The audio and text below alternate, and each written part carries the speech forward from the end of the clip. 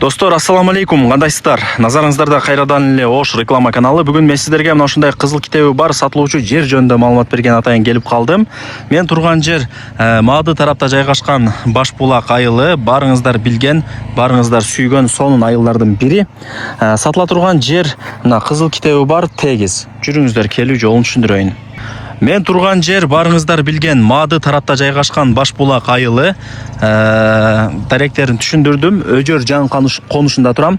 Мына үйлөрдү көрдүңүздөр, вообще көбөйүп кетиптир, өнүгүп кетиптир, өсүп кетиптир.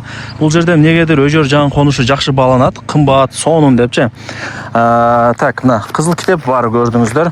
Границаларын түшүндүрөйүн. Мына казыктарын кагылган. Бул жагы ошо кошунанын заборуна чейин, бул жагы мына көчөгө чейин. Мына ак болуп көрүнүп эле турабы? Мына көрүп атасыздарбы? Көчө да ошол жерчи. Мындай наракка кеткен көчө.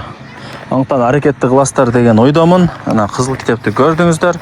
Баасы 1 миллион 870 миң сомго бааланды. Түшүрүп берет. Эсин номерин жаздым. Аракетти кылып алып коюңуздар. Сонун жер экен. 20-25.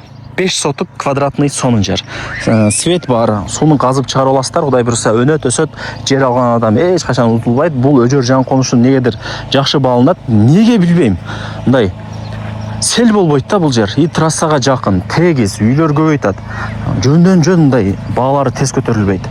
Мындай акылга салып ойлонуп көрүңүздөр. Эсин номерин жаздым. 1 миллион 870 миң сом кеми бар.